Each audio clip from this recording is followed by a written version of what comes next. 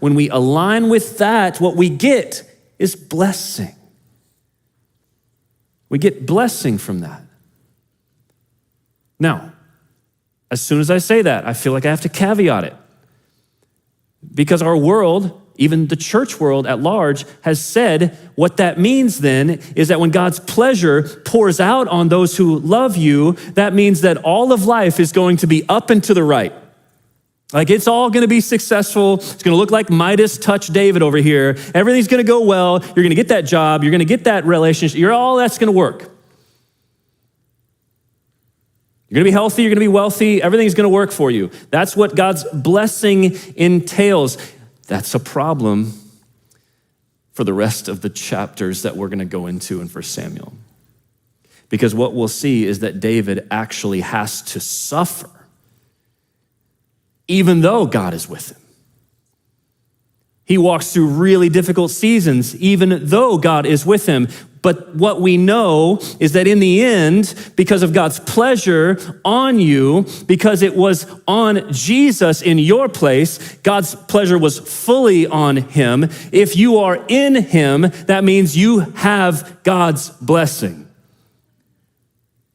And it may not be now, but it certainly will be later.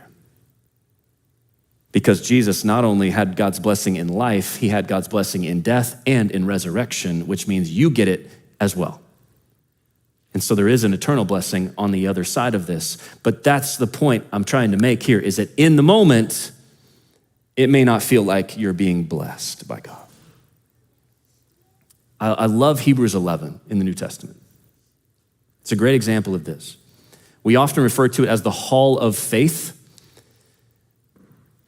And it talks about those who had faith in God, who had assurance, even though they couldn't see Jesus or they couldn't look back and see Jesus like we can, that they were saved by their faith just as much. Faith in God that he was going to redeem.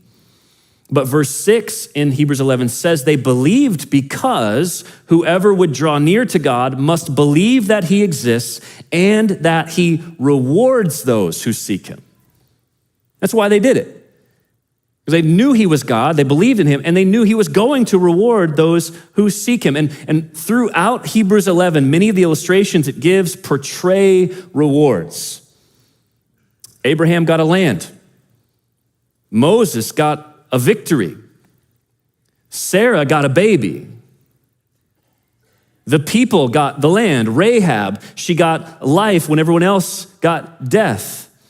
And then listen to this. It says many others conquered kingdoms, enforced justice, obtained promises, stopped the mouths of lions, quenched the power of fire, escaped the edge of the sword, were made strong out of weakness, became mighty in war, put foreign armies to flight, received back their dead by resurrection. Like that stuff is what we would celebrate and see like, man, look, the blessing of God is on them. It's all great. We love championing that kind of stuff, yet we often stop there. And we miss what's next. Because the scripture doesn't actually stop or pause even right there. It just continues explaining the blessings faith brings. Watch this. Some were tortured, refusing to accept release so that they might rise again to a better life. Others suffered mocking and flogging and even chains and imprisonment. They were stoned, they were sawn in two, they were killed with the sword. They went about in skins of sheep and goats, destitute, afflicted, mistreated, of whom the world was not worthy, wandering about in deserts and mountains and in dens and caves of the earth. That's a pretty jarring difference, isn't it? Between what we saw, what seemed really good, to all of a sudden now, this seems really, really bad. Well, here's the point. It simply means that we cannot link God's pleasure on us merely to having a comfortable life.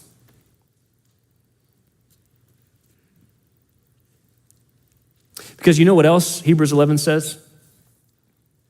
It says none of them whether they're in this first category, the things were really easy, or the things that were really hard, none of them actually received the things promised from God.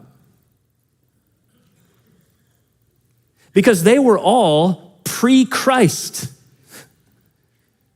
They were all pre-Jesus. So it says what they were looking for, what they were waiting for, Hebrews 11:16 says, is a better country, a heavenly one, a better life. Because they knew that that place, that country, was where they would actually experience the full blessing and pleasure of God.